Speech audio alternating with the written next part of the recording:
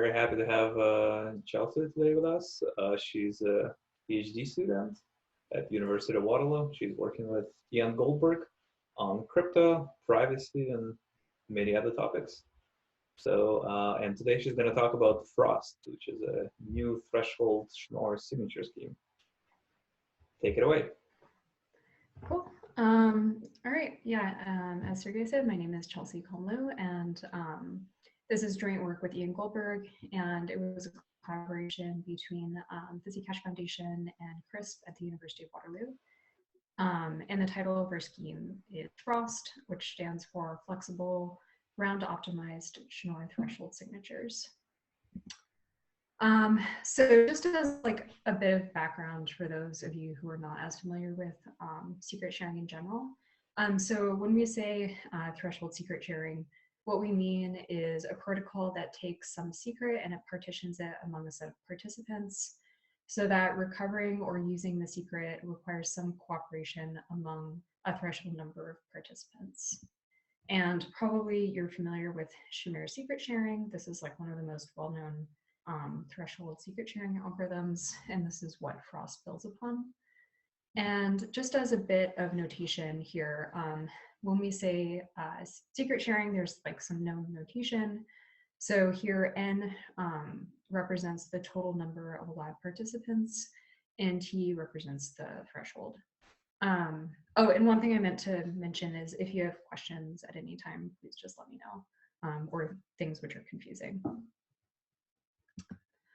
Okay, so again, you're probably familiar with this, but why might you want to use secret sharing? So some of kind of the quintessential reasons or like applications of secret sharing are things like disaster recovery. So, you know, if a computer were to go down, you still want to be able to recover the material in some kind of way. Raising the bar to an adversary is another application of secret sharing. So if you have some adversary, you might want to avoid like all for the price of one attacks. And so secret sharing does that by essentially partitioning trust. So instead of having the adversary be able to compromise some secret by just compromising one computer, you make it a little bit harder for them. So kind of like putting this a little bit more concretely, thinking about a 2 out of 3 threshold scheme. Let's say you have one participant, they have a secret share on their computer, and let's say their computer goes away. In a 2 out of 3 scheme, you would still have 2 other participants, and they would be able to collaborate in order to recover the secret. So yeah, so basically again, full secret can be recovered using T, the N participants. And then kind of thinking about the adversarial setting, let's say one of your participants is actually adversarial.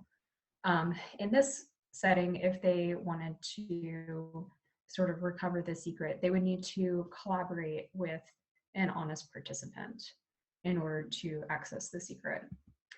And so that's kind of another benefit of secret sharing is you allow adversaries to, or you allow participants to be adversarial, but you need to assume that the adversary requires less than T participants.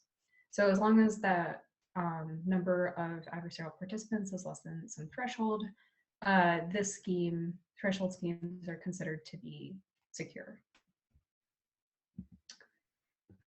Okay, so that's just a quick question here, Sure. because we've had discussion about the thresholds a lot with varying protocols. So if the threshold is met exactly, is the secret sharing broken or not?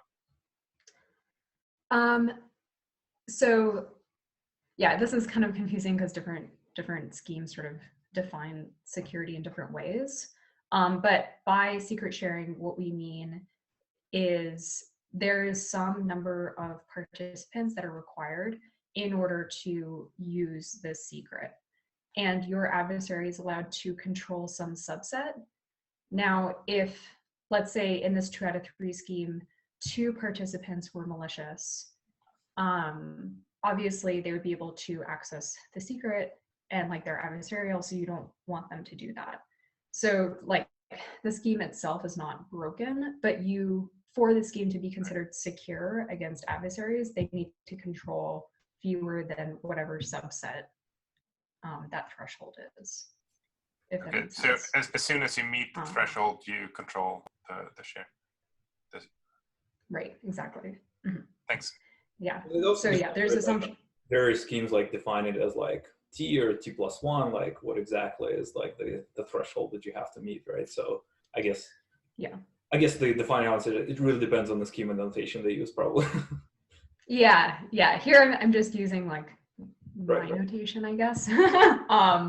But overall, this is kind of the assumption that your adversary controls fewer than whatever number of participants that scheme defines.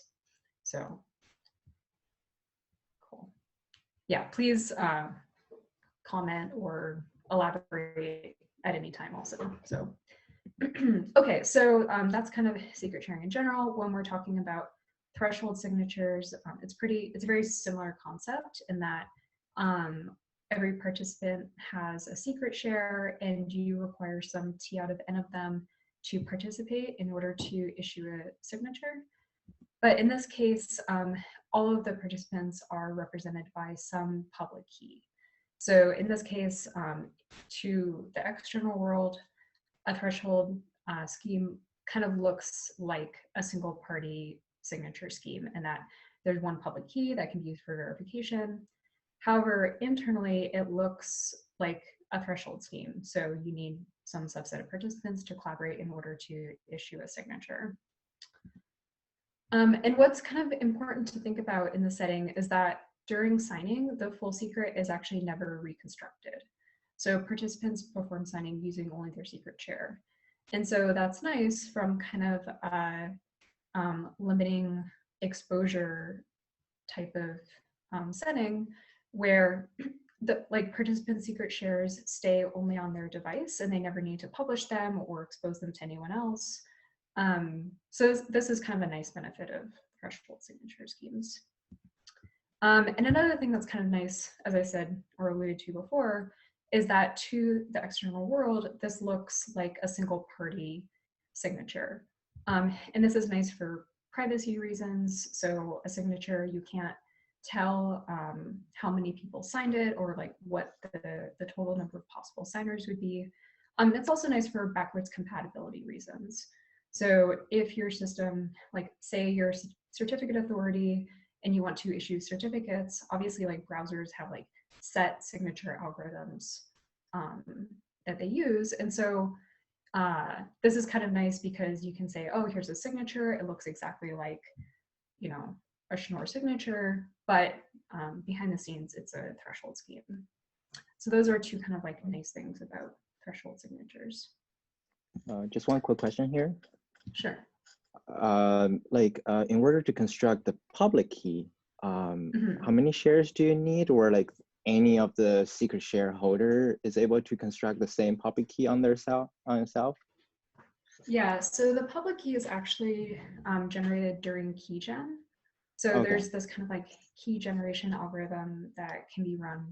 We'll talk a little bit more about that later, but yeah, basically like during key generation, the public key is generated. So it's kind of like a one-time thing. Everyone gets their secret shares and then there's like a public key that's generated at the same time.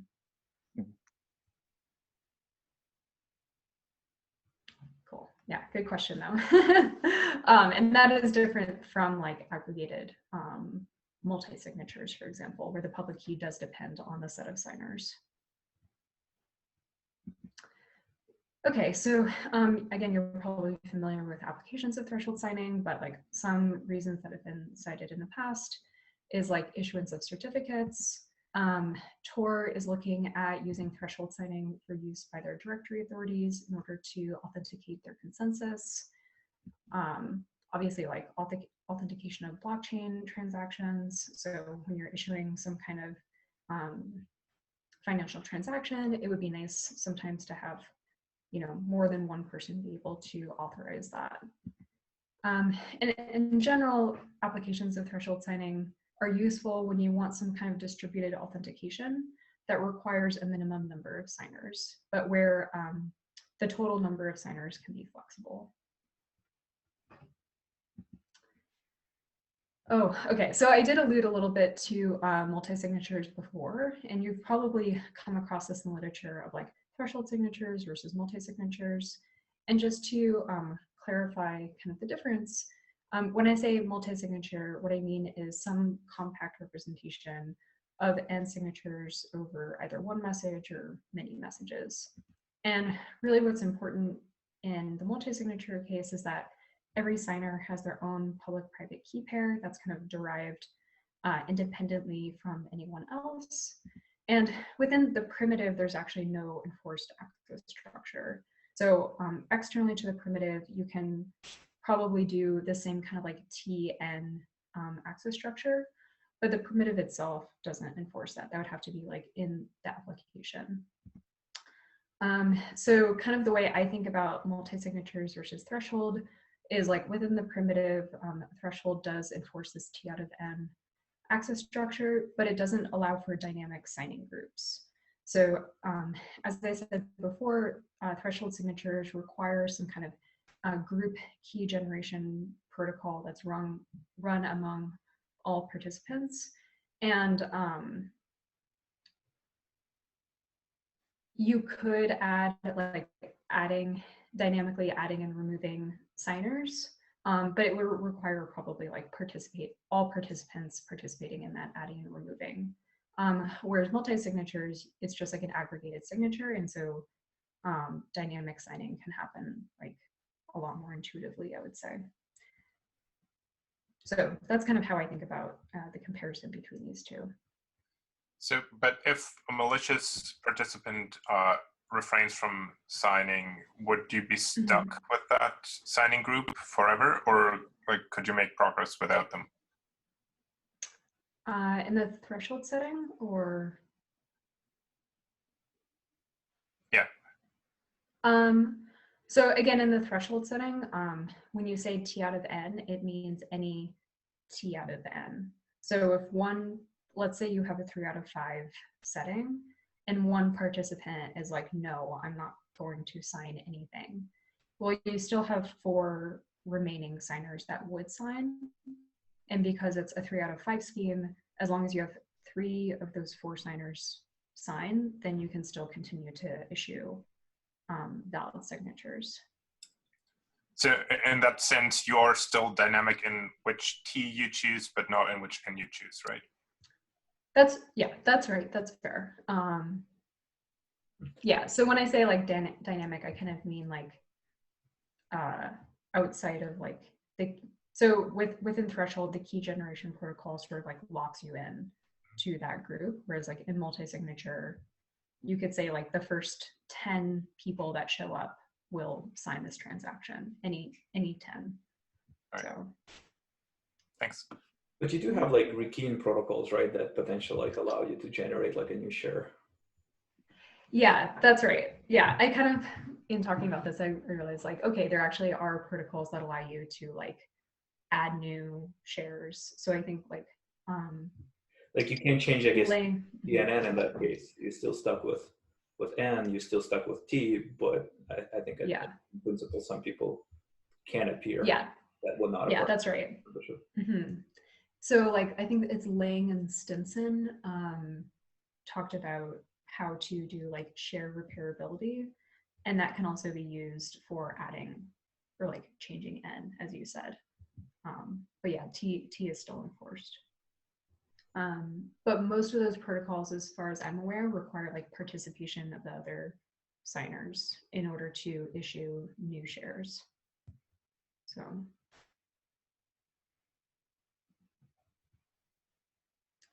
Cool. Okay, so that's kind of some background material. I'll talk about Frost now. So Frost is a 2-round threshold signing protocol, or it can be optimized to a single round protocol with preprocessing.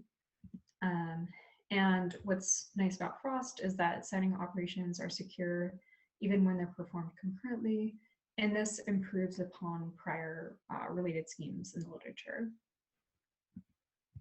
And as I said, signing can be performed with a threshold number of signers where T is less than or equal to N. And it's secure against an adversary that controls up to T-1 signers. So in the literature, there are trade-offs among constructions, and Frost does sort of have an opinion about which of these trade-offs it's optimizing for versus not. So I'll sort of list some of these trade-offs, and then I'll show how Frost compares to prior schemes in the literature. So one trade-off is the number of network rounds that is required to generate one signature. Another trade-off is whether or not the protocol is robust. And what this means is, can the protocol complete even if participants misbehave? And this is sort of important in thinking about the setting when you're generating signatures. So robustness can be thought of as maybe participants are misbehaving, or it can be thought of as do participants respond at all? So this is sort of like, in the literature, this has been framed a lot as participant misbehavior, but it's really, it can also be viewed as like participant liveness. Another trade-off, as I said, is the required number of signers. So in the literature, sometimes the scheme is viewed as threshold in that it's secure up to the participant sort of not compromising T other participants, but it still requires all N signers to sign. So that's kind of another trade-off, is does it require T signers or all N? And then another trade-off, as I said, is it secure in a parallelized setting? And when I say like parallelized setting, this is often referred to as the driver's attack. So drivers and a set of other authors they published a paper, I think like 2 or 3 years ago, that basically demonstrated most of the multi-signature schemes, and by extension, a lot of the threshold schemes, were insecure when the adversary was allowed to open a sufficient number of parallel signing operations. And so when I say parallel secure, I'm referring to this attack by drivers. So one scheme you're probably familiar with is by Stinson-Strobel. This was published, I think, in like 2008. It was a while ago. And this requires 4 rounds among signers in order to issue a signature. The scheme is robust. So if any of the participants misbehave or don't respond, the protocol can continue, assuming that they have a threshold number of participants at the end that have successfully completed the protocol. However, this protocol does not allow for pre-processing, so you have to perform these 4 rounds in order to issue a signature. And it requires only T signers, but it is secure in this parallelized setting. Conversely, there is a protocol by Gennaro et al., I think in like 2013. This protocol allowed for only 2 rounds for signing. It is not robust, but it does allow for pre-processing. So it does allow for the same kind of batch pre-processing and then single round signing operation that Frost does. However, this protocol requires N number of signers, and it is not secure in a parallelized setting. And then finally, we have Frost. So similarly to this scheme by Gennaro et al., it requires only 2 rounds for signing. It's not robust. It allows for pre-processing, so it can be batched, and then it allows for single round signing. It requires only T number of signers, and it is secure in this parallelized setting. Hey, Chelsea. Yeah. I'm also curious about attribution of fault. So like when someone misbehaves, is it always possible to actually identify the bad guy? So by misbehavior, in this case, like we mean that they are issuing in like malformed signatures. So I guess I'll reframe. So by misbehavior in this case, there's no really way, like misbehavior means they're doing something outside the protocol. It can be detected because at the end of signing, before you sort of aggregate everyone's signature share and then publish it, there's a validation step. So you can take everyone's signature shares, validate them, and then assuming you know who published which signature shares, you can attribute like, okay, this signature share is invalid and I know participant 1 issued the signature share, therefore like I know participant 1 misbehaved. It's harder to kind of tell if misbehavior means like they didn't respond at all. Like obviously you would know who didn't talk to you, but you don't know like, did that server just go offline or are they trying to perform a denial of service attack? So like those kind of like network faults obviously are kind of outside the scope. But Frost does allow for like validation of signature shares, and you can identify those before you publish the aggregated signature. Okay, so just to clarify then, like, you know, there are faults that are easy to attribute, like if someone just fails to respond or, you know, gives you malformed data, that's immediately clear who's at fault. But there are other kinds of attacks you could imagine where like, you know, they somehow cause the protocol to abort, but you don't actually know who caused it.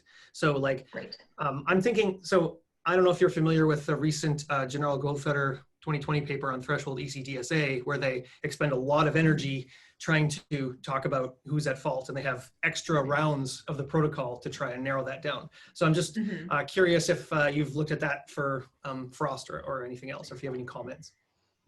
No, as I said, like Frost optimizes for like network rounds. So that's sort of where we spend our energy. As I said, if a participant issues anything other than a valid signature share, that can be detected, but it doesn't have like probing or, you know, yeah, it doesn't have like, extra stuff. I've looked a little bit at the Goldfeder paper, but not at that level of detail. So yeah, but happy to look at this after as well. So I guess the short answer is yes, we do detection. It is before the signature is published. And so the aggregator can say, did you submit a valid signature share? Yes, no. If no, like, you know who did that. And that's kind of the most that we do. So. Okay, great, thanks. Cool. Can you detect misbehavior during Keygen as well? Yes. So we're kind of flexible. So Keygen is sort of not the main focus of our paper. We use an NWise Pedersen DKG for the Keygen. You can also use just like trusted Shamir secret sharing in order to generate shares. I believe the NWise Pedersen DKG, there is validation steps. I do not think it is robust, but I would have to go back and check. So yeah, there's validation steps so that you would know who submitted malformed shares or commitments. Right. So.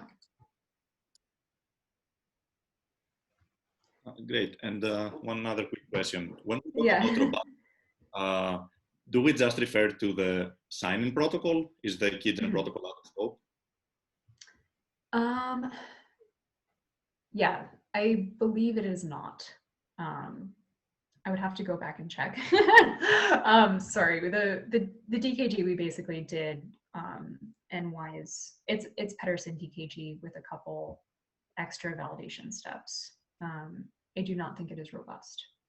So I see, makes sense. And when we, I guess, sorry, just to like expand on that, when we were talking to implementers, the reason why we didn't worry so much about robustness is because the setting that we were sort of optimizing for, robustness, like if someone misbehaved, that would be like a bad thing, right?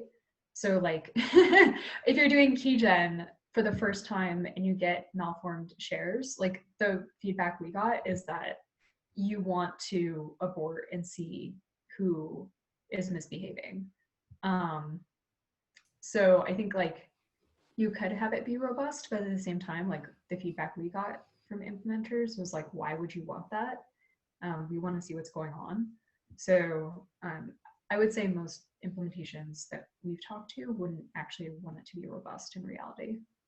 Oh, thanks. Wow, I think that's a great answer. And actually, yeah, imagine if you have 10 people and like you want to share a key for an exchange, they were all in the same together, probably like it's fine. In our setting, it's a little bit different because we may want to do it in a completely decentralized setting. So it may make sense to actually have it robust. That's something actually we're investigating. Okay. Yeah, I'm curious to know who you talked to because I feel like our experience has been almost the opposite. Like, oh, really? Well, yeah, I mean, I'm just listening to other talks, like, well, I've seen other talks and talked to other people about their work, and everyone seems to prioritize sign much more heavily than Keygen, but at least for our setting, I feel like Keygen deserves more attention than perhaps it gets. But like, I know for our particular setting, at least, ideally, we'd like to have both fault attribution and robustness just because it is expensive to rerun a protocol without robustness, right? And, you can also picture an adversarial model where like, the adversary kind of adaptively corrupts people so that, with each new instance of the protocol, the adversary can just DDoS someone and shut down that protocol and you'll just never complete your keygen, for example. So yeah, okay. Anyway, I guess all I'm saying is there are lots of different situations where threshold signatures would be useful, and I feel like ours might have some more demanding requirements than some others. Fair. But it seems like even like in our case, right? Like if you had fault attribution but not robustness during Keygen, that's actually probably good enough, because when you're doing Keygen, even if you have robustness, like you still want to kick off the people that don't have valid shares, and you're going to identify them forever, and never want to talk to them. I guess it's okay to kind of abort and restart. But in the case that Gus mentioned, where you just DDoS a random validator, then they're not really at fault, but they're still the malicious entity there. So in that case, you would want to treat them differently, probably. Yeah. Yeah, that sounds good. It's mostly about those. Yeah. I mean, Sergey has a point, right? Like fault attribution is kind of like, the bare minimum that we need, at least for Keygen. And, robustness would be nice so we don't have to keep redoing the protocol, but eventually we will succeed as long as we can reliably identify faults. Anyway. Yeah, and assuming you're not performing Keygen very often, which like, well, I assume that depends how easy it is. Yeah. Well, no, that depends how easy it is to do Keygen, right? Yeah. I mean, yeah, I think our Keygen is not unique at all. So if you're familiar with if you're familiar with Pedersen DKG, it is that plus like some extra validation, and that's about it. So, and I know there's other DKGs out there, but so really you could like swap in whatever you wanted. Actually, so I'll continue, and then we can talk about like what you could swap in for Frost. Okay, so I want to make sure I keep an eye on the time as well. So you're probably familiar with Singleparty Schnorr, so I'll just kind of speed through that. I'm just going through this really quickly so we have a frame of reference for what Frost is doing. So for Singleparty Schnorr, you have some signer, they perform Keygen, they get a secret key and a public key. Some verifier sends them a message to be signed with respect to that public key. And that signer first randomly samples a nonce, and then they generate a commitment to that nonce. And then they generate the challenge, which is here I show this as the hash of the commitment, the public key, and the message. And this is sort of in the EdDSA style generation of the commitment. And then they generate the response, and that's just the nonce plus the challenge, and then signing using their secret key. And then the signature in this case is the message, or the signature of this message is the commitment, and then the response Z. And so to verify the signature, the verifier starts by rederiving the challenge, and then they derive what that commitment should be using a combination of the signer's public key, the challenge, and the response. And then the signature is valid if the commitment that they published in the signature is equal to this output, which is the commitment primed. So that's very basic single party Schnorr. Okay, so going back to Keygen and Frost. So really, Keygen is kind of not unique to Frost. So actually in the Rust implementation that we have 2 Keygen processes. One is using just a trusted dealer setup, and then one is this NWise Shamir secret sharing protocol, which is Pedersen DKG. And this is the DKG that we specify in the paper is essentially Shamir secret sharing, but where every participant is acting as the dealer. But really what's important is that after Keygen, every participant just needs to hold some secret share SI, and then having their own kind of public key that's used for verification during the signing operation, YI. And then they need a joint public key Y. So as long as you have a Keygen that sort of outputs this at the end, you can really swap in whatever you need. So yeah, so we show in the paper this DKG. In our implementation, we have a trusted dealer, Keygen, but I know there's a lot of like DKGs out there with a lot of different stuff and like properties and trade-offs. So really what you need is just this at the end, this kind of Schnorr-based, or this secret share SI, and then a public key YI, or a public key Y.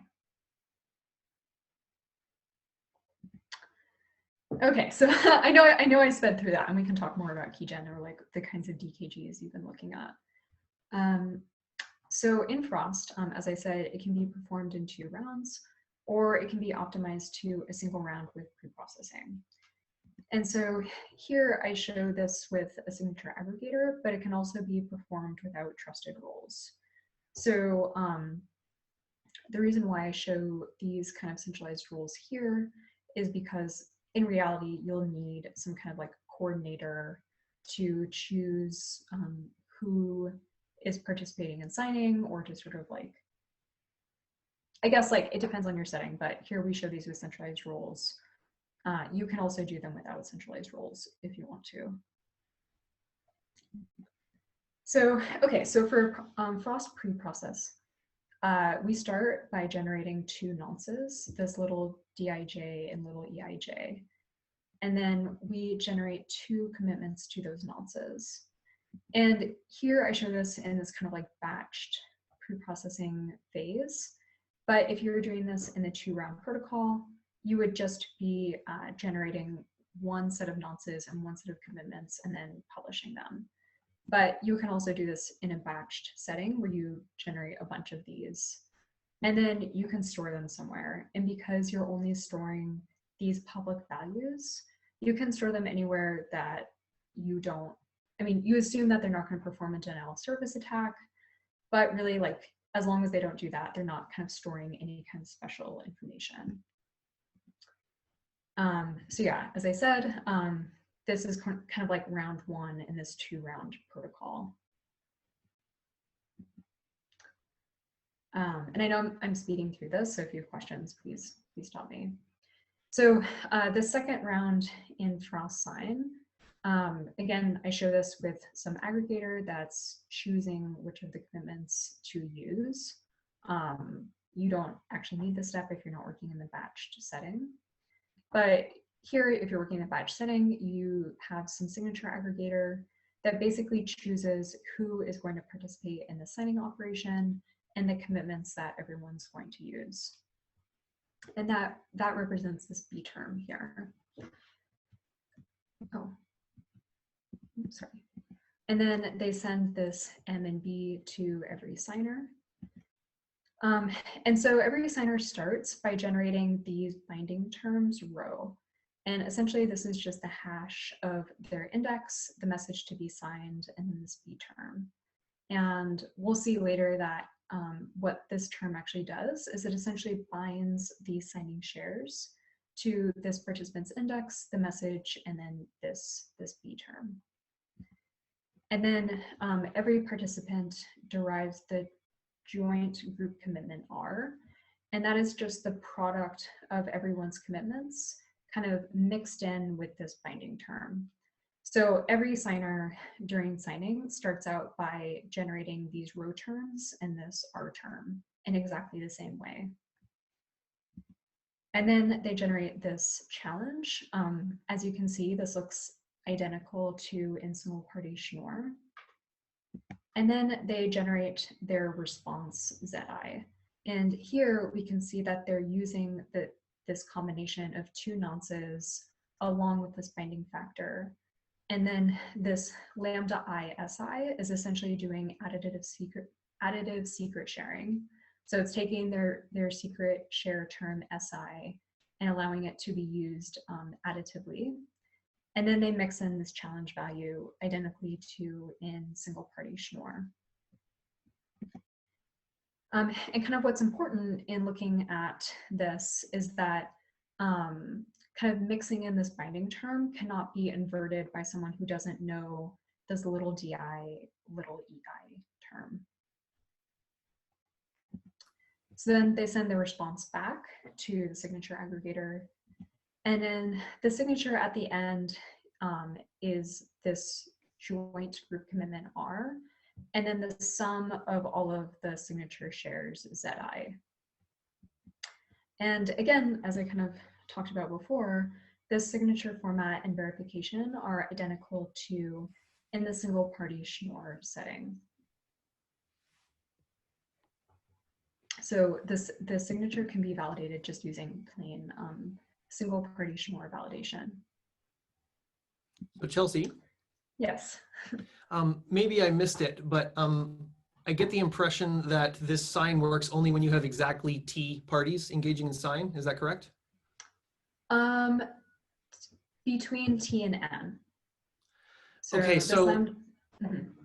Oh, sorry. I was just going to say, this part has confused me when I've looked at other schemes, so maybe you can help shed some light here. So my understanding is that, you know, in the case where you have exactly T parties participating in sign, then you can convert your Shamir secret shares into additive secret shares.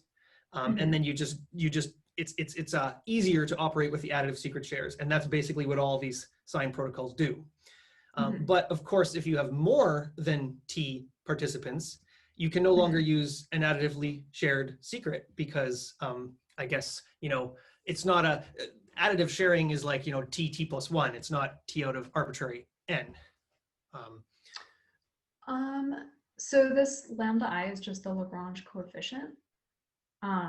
So essentially you're doing like this additive share conversion. So this SI is the Shamir secret share, and this lambda I is the Lagrange coefficient. So they sum to the Shamir secret share. Okay, but like, yeah. So this makes, so maybe. Yeah, we can also talk, I can like send you our code if you're curious. Okay, well, yeah, I don't know. Maybe there's something I'm missing, but we can talk offline. How much time do we have left? Only about 15 minutes, so we're a little, okay. Yeah. Okay. Maybe I'll track you down later then. Okay, please go on. Yeah, we can talk about it. Yeah, we can talk about it later. When we looked at this, we are confident that this allows for T between T and N, but maybe there's some edge cases we can talk about. So. Okay, great, thanks. Cool. Okay, yeah. Okay, so I'll go kind of quickly through the rest of this so we can kind of have a little bit of discussion at the end. But as I talked about before, this one thing we were really concerned about in designing this protocol was the security against the driver's attack. So as I mentioned, this kind of row term is what allows for sort of thwarting this kind of attack. So if you were not to use this binding term, the adversary would be able to produce some challenge. So the C star, which is the hash of some commitment, public key, and message. And like, as we know from the driver's attack, we know that we can find some C star that is the sum of some other commitments CI. for an arbitrary group commitment RI and MI. So we know that this is possible from the driver's paper. And so if you were not to use this kind of binding factor, basically the straightforward driver's attack is sending everyone these RI and MIs, and they're able to produce a valid forgery over some R star Z, where Z is the sum of all of these ZIs. So as I said, Z is the sum over all of these ZIs that the victim has signed. And essentially what this evaluates to is some signature over this challenge C star that the victim has actually not signed. So this is very straightforward driver's attack. And this is how the driver's attack would work in Frost if we didn't use this binding factor. So essentially what this binding factor in Frost does is it makes every signature share strongly tied to this MI-RI term. So if you were to try to do that attack where you sort of sum signature shares over different commitments and messages, it would actually just result in an invalid signature. So this validation step would not, this validation step would not succeed in Frost if you were to kind of perform that straightforward driver's attack. So this is just kind of like writing out the math of why combining signature shares does not result in a valid signature in the way that the driver's attack used. And just to confirm, so the attack is practical, right? It's not like a theoretical attack. Yeah, it is definitely practical. We have some numbers about it that I sent, I think, to like the CFRG mailing list, and I can send those, but it's definitely practical. So cool. Okay, so as I talked about, so a little bit of analysis for the protocol complexity. So the per signer bandwidth scales linearly relative to the number of signers, and that's because of this B term. With every signer that you add a set of commitments that you're publishing to everyone else. And then the total bandwidth overhead scales quadratically because you're sending this B term around to everyone. And then the network round complexity remains constant. So this assumes you have like these kind of centralized roles that perform coordination among signers. If you don't use these centralized roles, so like if you're performing this in a decentralized setting, the network round complexity would scale relative to the number of signers, but you don't have like extra rounds being added with every additional signer.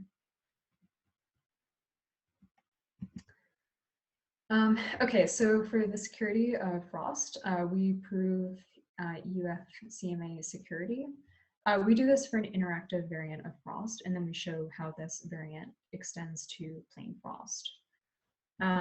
So in our security, we have this variant, which we call Frost Interactive. This generates the binding term row using a one-time VRF. And we do this so that we can allow for parallelism in our simulator. It's hard to prove zero-knowledge proofs in a fully parallelized setting in our simulator, and so this is why we sort of take this step. But then we show, and this is a heuristic step, that plain Frost, which generates this row term via hash function, doesn't open holes in the security proof. And so essentially the properties that we need for whatever generates row is that it's deterministic and it's unpredictable. And so basically the argument is that if you're using a VRF to generate it versus a hash function, that shouldn't open holes in this proof. There are proofs for the same technique in a multi-signature setting using the proof in the algebraic group model. And that's something that I'm working on right now, is proving Frost in the AGM. So we have one proof, there's a heuristic step, and now I'm working on proving this in the AGM. So, but the technique of using this like binding term in multiple nonces has been proven for multi-signatures. So we're confident that the same, the same technique can be applied to threshold schemes as well. Okay, so that's kind of the nitty-gritty of the scheme and the proofs. There are some like real-world applications for Frost, which we're excited about. So right now we're looking at using Frost and Zcash for signing financial transactions. It's under consideration for standardization by the CFRG. So a lot of people are kind of looking at it. A lot of people are looking at the proofs. And so there's been a lot of interest in kind of using threshold schemes in general. So that's why there's a lot of attention and people kind of taking a close eye at Frost. And recently we presented it at the NIST workshop on standardizing threshold schemes. And we got a lot of good feedback there as well around how Frost is kind of applicable in a range of settings. And it's like simple enough that people could easily reason about. So I've been in conversations a little bit with some of the NIST coordinators, and so we're participating in this standardization process as much as we can. Okay, so just a little bit of time left, so we can take some questions after this. So really the takeaways you should have from this talk is that Frost improves upon prior schemes as it defines the single round threshold signing protocol, and it has a pre-processing step, and it's secure even when signing is performed concurrently. So that sort of improves upon prior art. And one kind of like lesson we've learned in this is that the reason why people are excited about Frost is that it's simple and it's pretty flexible. And so because it's like, there's not a lot going on, this is why like people are actually kind of interested in using it in practice. So this is something we found as we've gone along, and so we're happy about that. So okay, so that's the end of my talk. I'd love to take questions. We only have a few minutes left.